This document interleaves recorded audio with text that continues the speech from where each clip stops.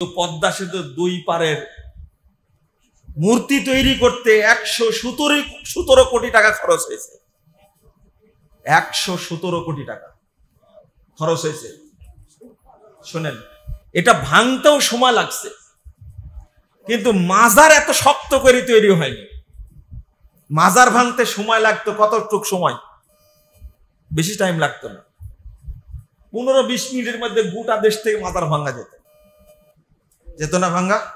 ছাত্র ভাইরা, তোমরা কিন্তু ভাঙ্গনি, এটা তোমাদের একটা অপরাধ। যদি এই ছেলেগুলোকে আমরা তাওহীদ শিক্ষা দিতে পারতাম, তাদের চেতনায় ঢুকে গেছে ফ্যাসিবাদের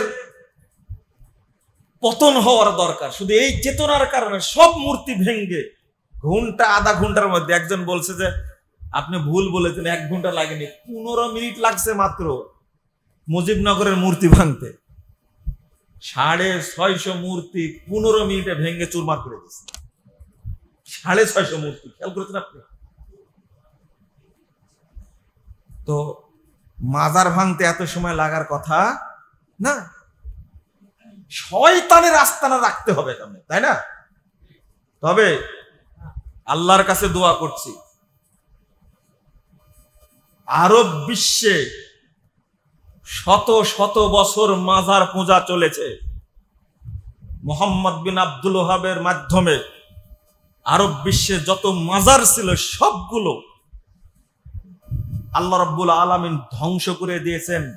অন্তত সৌদি আরব, কুয়েত, দুবাই আল্লাহর রহমতে এই সমস্ত মুশরিকদের আস্তানা শূন্য। আলহামদুলিল্লাহ, এই বাংলাদেশেও একদিন মাজার শূন্য হবে ইনশাআল্লাহ। এই জটালা পীর মুরিদির ভণ্ডামি বাংলাদেশে চলবে না ইনশাআল্লাহ। যে ছাত্ররা মূর্তি ভেঙ্গেছে, এই ছাত্রদের মধ্যে আল্লাহ একদিন তাওহীদের জ্ঞান দিবেন। এই যুবকদের মাধ্যমে আল্লাহ বাংলাদেশের মূর্তি এবং পীর মাজারে যত আস্তানা আল্লাহ সবগুলো ভেঙ্গে দিবেন ইনশাআল্লাহ। কি আপনারা চান না? আল্লাহ কি বলছেন? ওয়াইন আতাতুমুহুম ফাইন্নাকুম মুশরিকুন। তোমরা যদি এই শয়তানের যারা এজেন্ট, যারা দালাল, তাদের যদি আনুগত্য করো তাহলে তোমরাও মুশরিক হয়ে যাবে, এটা আল্লাহ বলছেন। এই জন্য বরং আমি মনে করি ছাত্রদের উচিত ছিল শেখ সাহেবের মূর্তি ভাঙার আগে মাজার ভাঙা, তাই না? শেখ সাহেবের মূর্তিকে সেজদা দেয়? মনে হয় না, আমি জানি না। টঙ্গি বাড়ায় দেয়, সেজদা না দিলে ফুল দেয়। সেজদা তো কেউ দেয় না, কিন্তু মাজারগুলোতে কি দেয়? সেজদা দেয়। ছাত্র ভাইয়েরা, আমাদের উপদেষ্টা আসিফ মাহমুদ, তাই না, বলছে আমি আলেমের ছেলে, আলেমদেরকে পছন্দ করি, সম্মান করি। তারা যদি একটু ছাত্রদেরকে নির্দেশ দেয়, এক রাতে যা আছে সব ভেঙ্গে দে, একটাও থাকবে? এখন ছাত্ররাই দেশ চালাচ্ছে।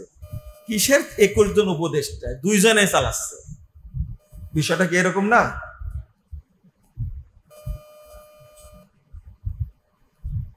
আমরা শক্তি, আমরা বল, তারপরে কি আমরা ছাত্র দল।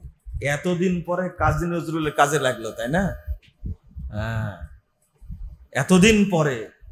ছোটকালে ছাত্ররা কবিতারা মুখস্থ করেছে, ওর মর্মটা বুঝেনি, কিন্তু কিসের? ছাত্রদের শক্তি যোগানোর জন্য সব নজরুলের গান গাচ্ছে। আর জাতীয় সঙ্গীত যখন গাই তখন মুশরিকি গান গাই, কারার লৌহ কপাট। তারপরে কি? পুরো বাংলাদেশটা জাগছে কাজী নজরুলের কবিতায়, তার গানে। আর বেটা তোমরা স্কুল কলেজে দাঁড়িয়ে, বিভিন্ন অনুষ্ঠানে দাঁড়িয়ে রবি ঠাকুরের মেনমেনি গান গাও কেন? শিরকি গান গাও কেন? গোটা বাংলাদেশে একদিনের সিদ্ধান্তে রবি ঠাকুরের এই শিরকি গান বাতিল করা উচিত।